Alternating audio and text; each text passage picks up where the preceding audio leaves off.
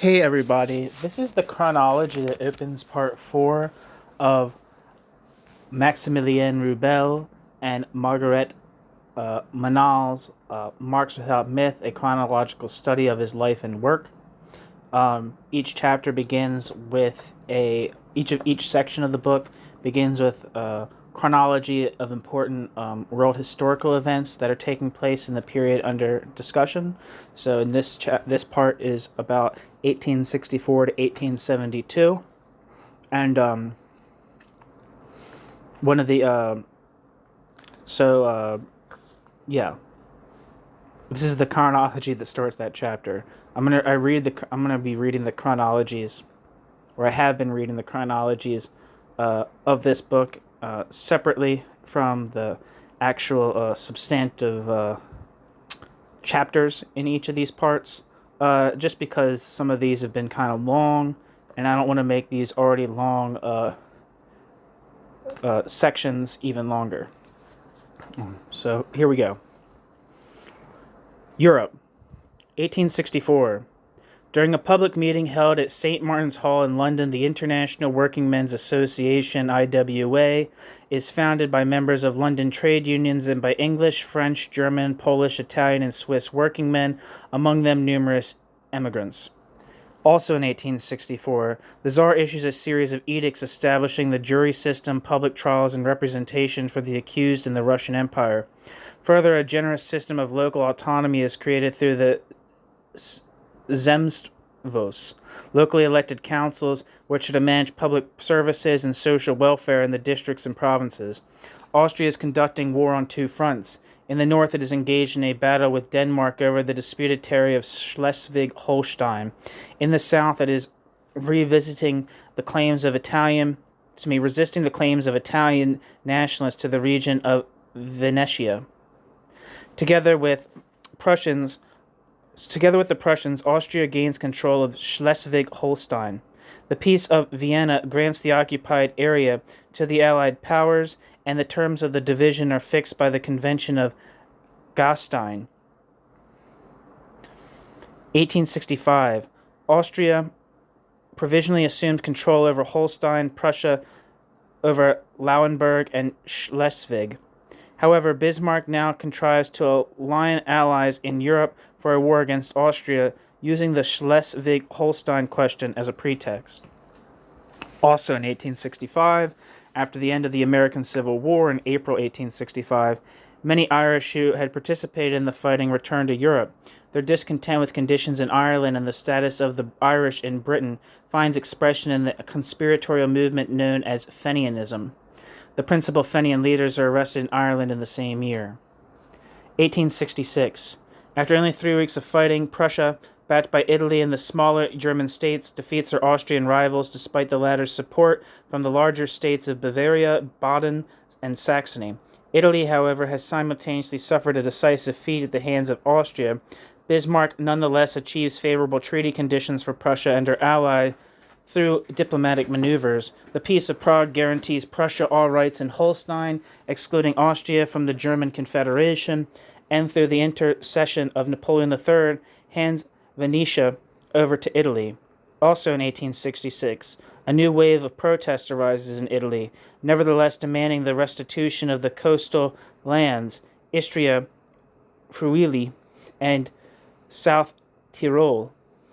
Mazzini issues a manifesto of, quote, irredentists. 1866. The student Karakazov makes an unsuccessful attempt on the life of the Russian Tsar Alexander II. 1866. Chiefly to protest against the incorporation of Saxony in the North German Confederation, August Bebel and Wilhelm Liebknecht found the Saxonian Volkspartei, People's Party, with a platform known as the, quote, Chemnitz Program, end quote. 1867. The following year, both men are elected to the newly constituted... the following year referring to 1867. In 1867, both men are elected to the newly constituted Reichstag, the parliament of the Reformed Confederation, along with two other members of their party, Bismarck is elected Chancellor of the Bund. 1867. At the London Conference, Bismarck, who is not yet prepared to go to war with France, negotiates a treaty with France to settle the so-called Luxembourg question. This territory, hitherto in the possession of the Prussians, is to be neutralized and placed under the sovereignty of the Netherlands. 1867. Austria restores Hungary's constitution with full ministerial responsibility in a separate Hungarian parliament. A Magyar ministry is formed under the Austro-Hungarian crown and a general amnesty granted to political offenders. 1867. After 2 Fenians, the Manchester martyrs, are hanged for having killed a guard while trying to escape from police custody, the Irish in Manchester stage a mass uprising. 1867. A second reform bill is passed in the British Parliament, extending suffrage rights to the adult male population of industrial households, but not to field laborers or miners. The total electorate now numbers some 2.5 to 3 million persons, approximately 8 to 10% of the population. 1868 to 1870. Members of the International Workingmen's Association in France are arrested and tried on charges of illegal political activities. 1868. After alienating the people and her own government with arbitrary and aggressive methods of rule, Queen Isabella is deposed by a Spanish Revolution. Regional juntas are established, headed by Marshal Serrano, president of the Senate, and a popular monarchy is declared. The question of the choice of monarch remains temporarily undecided. 1869. The Protestant Episcopal Church is disestablished in Ireland and religious equality officially proclaimed. 1869. To compete with the Lassallean Party, now under the leadership of J.B. von Schweitzer, for the working class vote, Bebel and Liebknecht now found a Sozialdemokratische Arbeiterpartei, SDAP, Social Democratic Workers' Party, at Eisenach. In contrast to the rather pro-Bismarckian, pro-Prussian orientation of the Lassalleans, who emphasize social reform, the Eisenach Party supports the International, opposes Bismarck, and conceives its role as both political and social. 1870. The following year, the SDAP's principal leaders are arrested on charges of high treason. While serving a prison sentence, Bebel is the only social democrat to be re-elected to the Reichstag. 1870. The Educational Act is passed in England guaranteeing free primary schooling for all children. 1870. The Spanish throne is offered to Prince Leopold of Hohenzollern-Sigmaringen, a relative of the Prussian king. The French protest loudly against the threat of Prussia's, quote, encirclement, and demand that Leopold withdraw his candidacy. The prince yields to this pressure. By the, quote, Ems dispatch, end quote, transmitted through his ambassador Benedetti in Germany, Napoleon asked King Wilhelm of Prussia for a guarantee that he will never again support Leopold's candidacy. Having heard the news of the prince's voluntary withdrawal, Wilhelm quietly lets the matter drop and declines to receive the French ambassador. Bismarck, however, desirous of a pretext for inciting the French to aggression, publishes the text of the messages exchanged in a brief account deliberately construed as a challenge to French honor. As expected, France promptly declares war on Prussia. The modernized German army under Moltke quickly overruns Alsace and forces Napoleon and his troops to capitulate within a month. The French king is taken prisoner at Donchéry. In Paris, a provisional government of national defense assumes power in Napoleon's stead. From Lyon, Gambetta organizes the continued fight of Republican troops against the German invaders. Also 1870, Russia, in the meanwhile, profiting from the fact that Central Europe is embroiled in internal struggles for power, repudiates the 1856 Treaty of Paris and reasserts her right to construct naval and military bases on the shores of the Black Sea. 1871, the German army advances upon and blockades Paris. Also 1871. Thanks to his military successes, Bismarck wins the southern states Baden, Württemberg, and Bavaria, which are not members of the Bund, for the cause of national unity. On January 18th at the Castle of Versailles, the northern and southern states joined together to proclaim the German Reich, with Prussia's King Wilhelm I as emperor. Bismarck now demands from the French a treaty ceding to Germany the provinces of Alsace and Lorraine and guaranteeing an indemnity of 5 billion francs. Gambetta, who cannot accept these terms, resigns in favor of Adolf Thiers. In March, Paris is suffering from a combination of adverse circumstances. After a humiliating defeat, a German blockade, a pro-monarchist government under Thiers, the people revolt. Thiers' government retreats to Versailles and the Commune of Paris is proclaimed. A governing council is elected by 70% vote of all registered electors. In other French cities, the Commune is quickly suppressed. 1871. On May 10th, Thiers signs for France the Treaty of Frankfurt. The Versailles troops advance on Paris shortly thereafter. On May 22nd, a week of fighting begins in Paris known as the Semaine Sanglante, the Bloody Week. 50,000 communards are reportedly killed and half that number taken prisoner. The city is put under martial law. Thiers' government is reinstated and many hundreds of the remaining communards flee the country. Also in 1871, after brutally murdering the student Ivanov, a member of his conspiratorial band, Sergei Nechayev flees St. Petersburg to hide out in Switzerland. 87 of his fellow conspirators are brought to trial for this crime. In 1872, Nechayev is extradited and finally sentenced in Russia. 1872. The emperors of Austria, Germany, and Russia meet at Berlin to negotiate a means of isolating France from the rest of Europe, fearing that she will seek retribution for the recent defeat. 1872. Bismarck begins his prolonged struggle against the hegemony of the Roman Catholic Church and the Catholic Center Party, a struggle that comes to be called the Kulturkampf. Sections against the clergy, in particular, are provided by the Pope's dogma of infallibility, issued in 1870.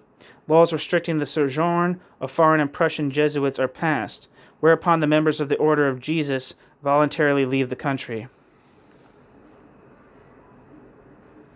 New section, the Americas. 1865. The U.S. Congress approves the 13th or anti-slavery amendment to the Constitution.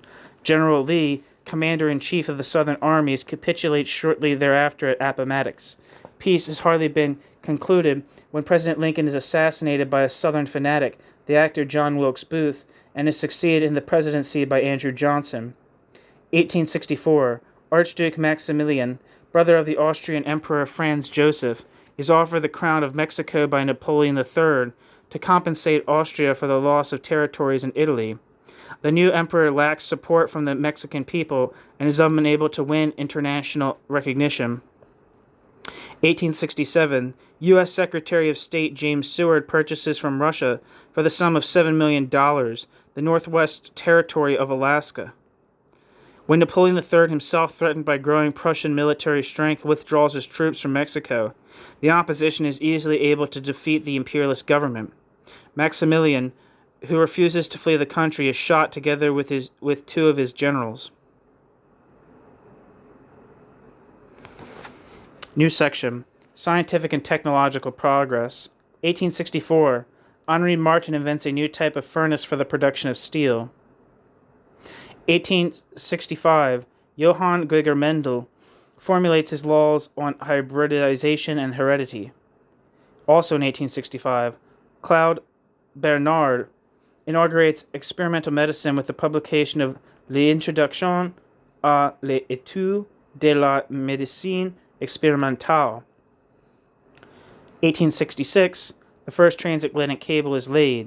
1867, Alfred Nobel receives a British patent for the invention of dynamite.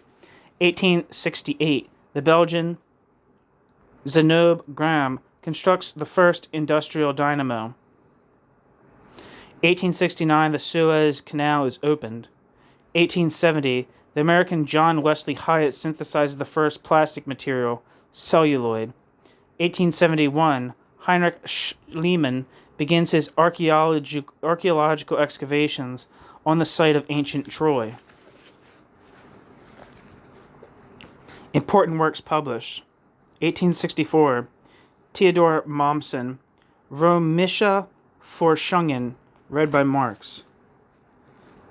Frédéric Leplay, Les Réformes Sociales, not read by Marx. 1865, Friedrich Albert Lange, Die Arbeiterfrage, read by Marx.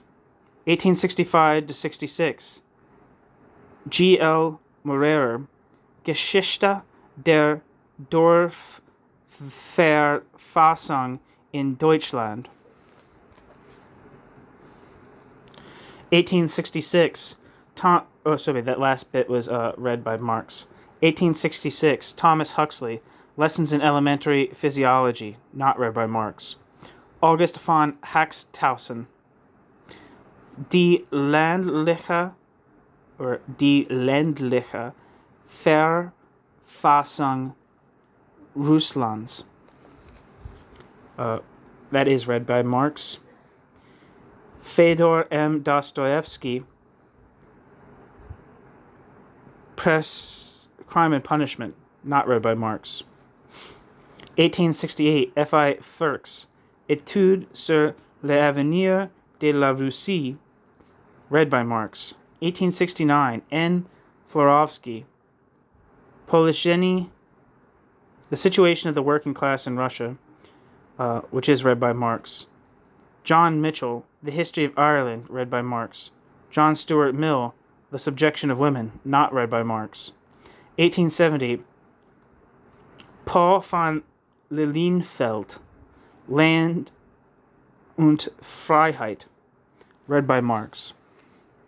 1871, Eugen Düring, Kritische Geschichte der politischen Ökonomie und des Sozialismus, read by Marx. Lewis Henry Morgan, Systems of Consanguinity and Affinity of the Human Family, read by Marx. 1871, William Stanley Jevons, The Theory of Political Economy, read by Marx. Sir Henry S. Maine, Lectures on the Early History of Institutions, read by Marx. Ernest Renan, Les Réformes Intellectuelles et Morales, not read by Marx. The end. Thanks for listening.